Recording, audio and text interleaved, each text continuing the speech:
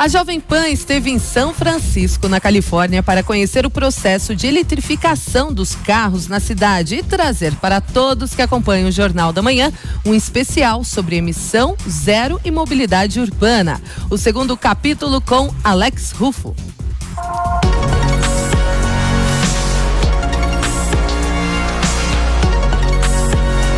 Exemplo de mobilidade urbana nos Estados Unidos, a cidade de São Francisco avança no processo de eletrificação com modais que vão além das ruas da mais charmosa cidade da Califórnia. A interligação entre cidades também entrou na onda da eletrificação, o Qualtrain, e com mais performance, eficiência, capacidade, segurança e confiabilidade, o projeto inclui uma total conversão da frota de trens movidas a diesel para elétricas, inclusive com uma extensão do serviço da área central também para a área da Baía de São Francisco. O programa de modernização na estrutura ferroviária prevê o aumento de performance, capacidade, segurança e confiabilidade através da eletrificação, com a troca integral dos trens movidos a diesel por elétricos e a renovação tecnológica completa, que envolve também as plataformas de embarque e estações. A exemplo dos automóveis elétricos, os trens movidos a eletricidade aceleram e desaceleram de forma bem mais rápida dos que usam combustível fóssil, melhorando a frequência e rapidez do serviço, com aumento de 30% na capacidade de transporte. O serviço público ferroviário da cidade de São Paulo também sofreu uma renovação completa recentemente. A CPTM, Companhia Paulista de Trens Metropolitanos, possui 273 quilômetros de malha ferroviária eletrificada, com 94 estações distribuídas em 7 linhas, que abrangem 23 municípios. O sistema beneficia diretamente 3 milhões de passageiros. Exemplo de tecnologia, até mesmo de automação, o metrô de São Paulo foi considerado o melhor meio de transporte da América Latina e, em 2015, classificado pela revista americana Business Insider como um dos melhores do mundo. Esse processo de emissão zero, tanto na cidade de São Paulo como aqui em São Francisco, tiveram início praticamente na mesma época, 150 anos atrás, com os tão icônicos bondes. Ícones de mobilidade em São Francisco, os cable cars são operados manualmente e lembram muito os nossos antigos bondes. Das 23 linhas criadas entre 73 e 1890, apenas 3 ainda estão em operação.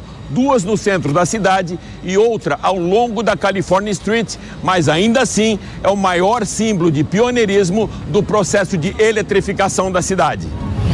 Embora os cable cars também sejam utilizados por moradores da cidade, a grande maioria dos seus 7 milhões de usuários são turistas. Esses bondes manuais e puxados a cabo foram o maior gatilho para que em 1892 os bondes elétricos entrassem em operação na cidade. Em contínuo processo de evolução do ar limpo, desde 1935, São Francisco passou então a ter como maiores aliados da emissão zero os trólebus, que conseguiram cobrir a maior parte da área urbana da cidade e com muita eficiência. Eles são muito bem conectados à malha de trens e ônibus convencionais de São Francisco. Na cidade de São Paulo, os trólebus também evoluíram muito tecnologicamente. Atualmente, são 200 veículos em operação em 9 linhas. Os novos modelos têm piso baixo, corredores internos mais largos, baixo nível de ruídos e entregam muita segurança e conforto aos usuários, inclusive com alto padrão de acessibilidade. Com a macromobilidade precisando de uma solução de espaço e agilidade nas grandes cidades, foi a vez da micromobilidade entrar em cena, ou melhor, nas ruas.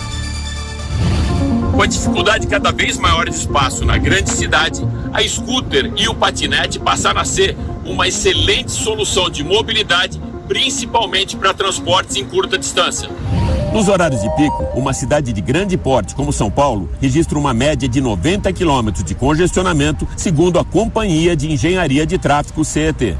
Os números da FenaBrave, Associação das Concessionárias de Veículos, registram crescimento nas vendas de motos de baixa cilindrada e scooters, que correspondem a 90% do mercado de 2 rodas no Brasil e permitem uma maior velocidade de deslocamento durante o trânsito parado dos grandes centros urbanos, com impacto direto de até 50% de redução no tempo de deslocamento dos seus usuários. Responsáveis por 96% das emissões de CO2, os automóveis a combustão são atualmente os grandes vilões nesse processo de zero emissão.